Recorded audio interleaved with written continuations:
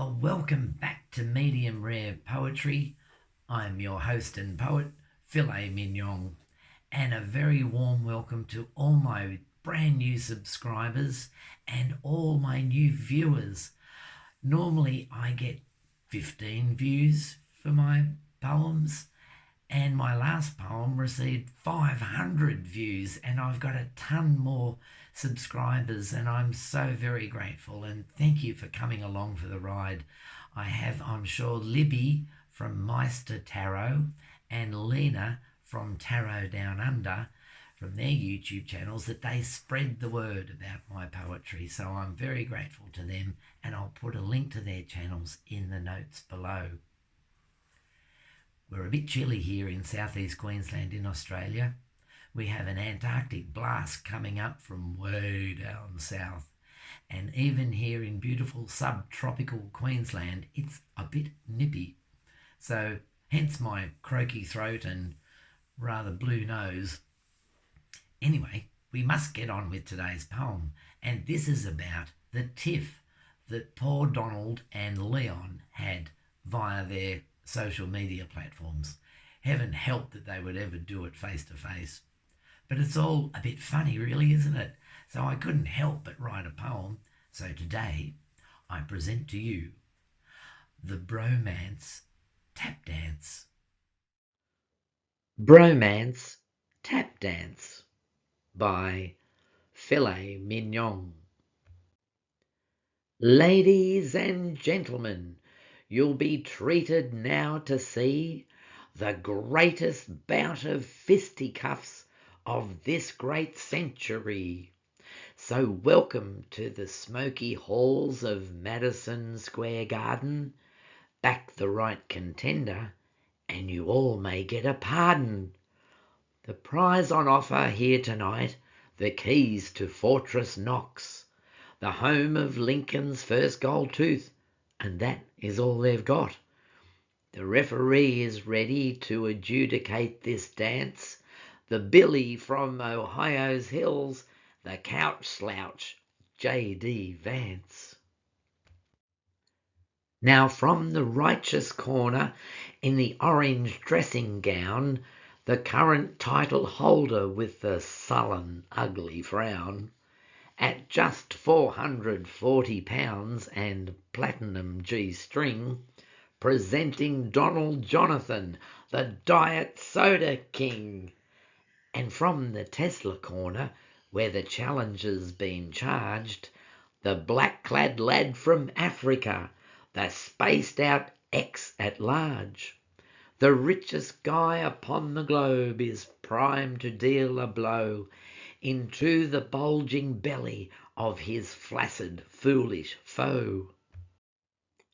The Donald rolled into the ring, a flash of golden diaper. He raised his arms towards the sky, aware of armpit snipers. His tiny hands protected by two tiny boxing gloves. The crowd sang chants of MAGA, which is what this felon loved. The muskox bounced into the ring amidst a sea of boos. The crowd was dead against him as he'd stolen all their dues. The immigrant, detested as the tallest of all poppies, would get his true comeuppance both for him and his jalopies. With one last sniff of Adderall, the pair then faced each other. The ref declared an unfair fight would suit these ego brothers. The ruler of the free world, though he barely had 5 inches, would use his golden archer's breath to swoon the Musk in clinches, while Muscovite had planned to shame his overblown opponent with jabs of information that would sting him every moment. Round 1 commenced, with each bum sitting on his corner stool. With iPhones at the ready, they let fly a texting duel. Trump was disadvantaged with his thumbs encased in leather. His second, Stephen Miller, pulled his gloves off both together. With digits free to do their worst, Trump fired up Truth Social and set his all caps as default to amplify his vocals. While over in Black Corner, Musk's assistant, Katie Miller, booted up his ex. This bout was sure to be a thriller. The rivals were the stars here, but the byplay was the seconds. Their glaring eyes spat venom as divorce game soon would beckon. This fight was one of texting, as these pussies couldn't sweat. Huge screens had been erected so the crowd could place their bets.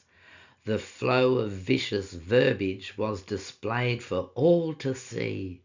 The ending of the bromance filled the audience with glee. The tangerine machine sacked Musk from playing with his Doge. He hadn't saved a penny. What a waste, all did suppose. The Musk accused the felon that the savings he had made were redirected to the Trumpet's birthday bash parade.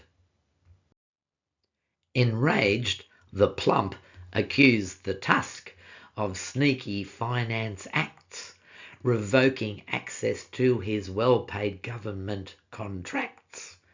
Elon labelled Donald as a whale that had been beached. He couldn't tie his shoes up and as such should be impeached.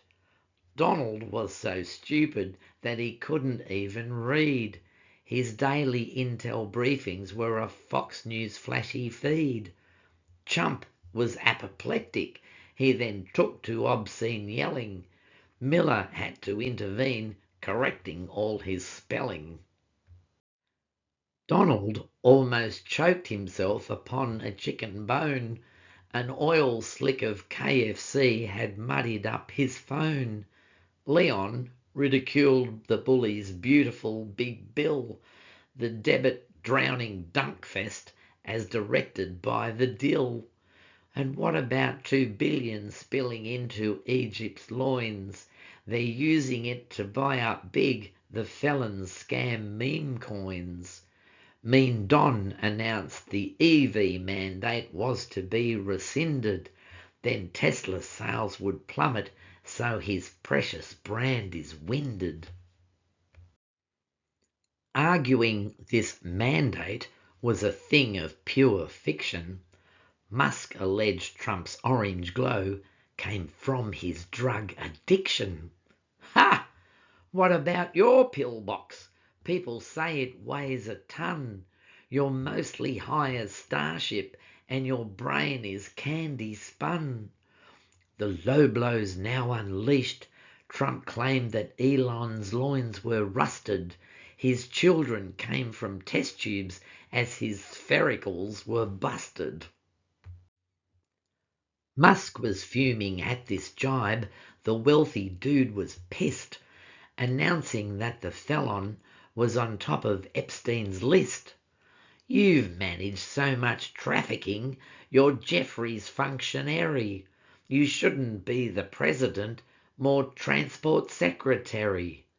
Chump claimed that Musk used Starlink to affect the last election, to sway the outcome of the race into his own direction. The crowd went silent at this tweet. The Trump scowled black as soot. Result of useless gun laws, he had shot his tiny foot. The truth had tumbled from their tweets, their closest secrets aired. The audience was turned right off, the candidates were scared. Amid the awkward stillness, Secret Service agents pounced to clear the stun-filled stadium before the scores announced. The crowd was using language that was saved for politicians. They'd witnessed what they'd voted for and summoned 2 morticians.